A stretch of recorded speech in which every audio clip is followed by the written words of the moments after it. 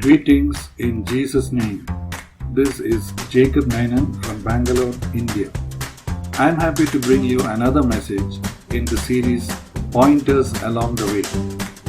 These look at practical aspects of the Christian life and are sent out weekly, God willing, also through email, WhatsApp, and Facebook. You can read all my previous messages as well as articles and books on my website called Comfort and Counsel at www.c-n-c.org.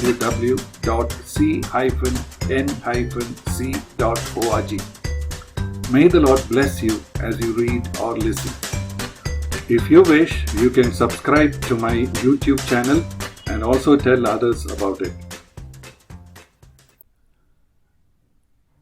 This is pointer number 828 and its title is Declaring the Whole. When preachers or writers consider what they are going to say, now and then they are faced with the question about whether they should avoid touching certain subjects lest they should offend someone. Of course, our messages are not at all to be aimed at hitting out at anyone, hiding behind the pulpit.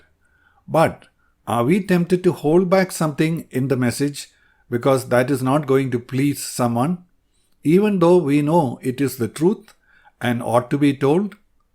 What are at stake are our popularity and acceptance, and the desire to be called back. Jesus proclaimed the truth even to the point of offending the religious leaders and getting killed as a result. The Apostle Paul declared that he did not shrink back from declaring the whole purpose of God, or all the counsel of God, King James Version.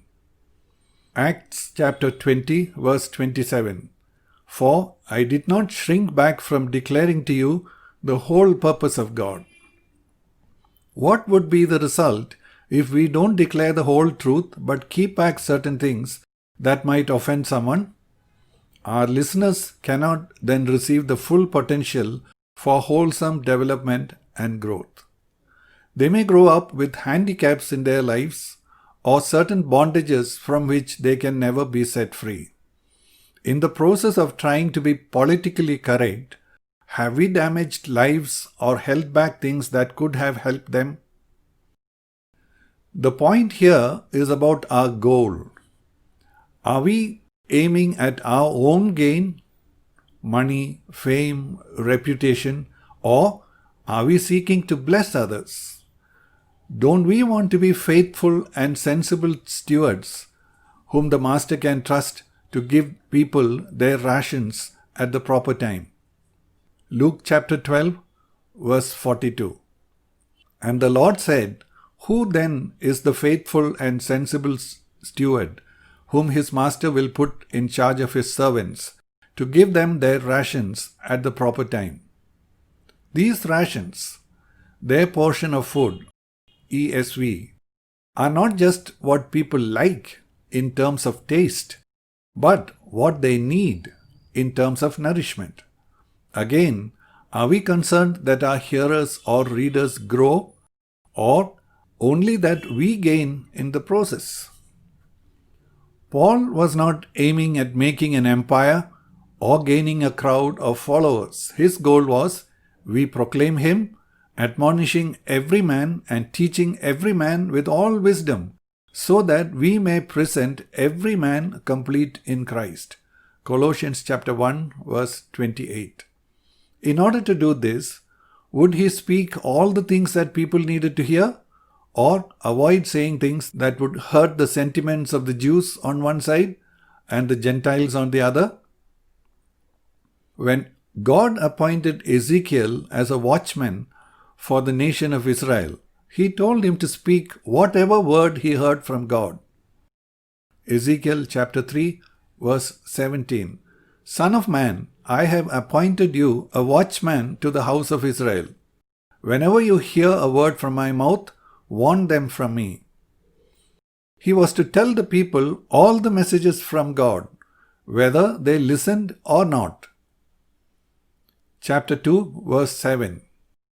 But you shall speak my words to them, whether they listen or not, for they are rebellious.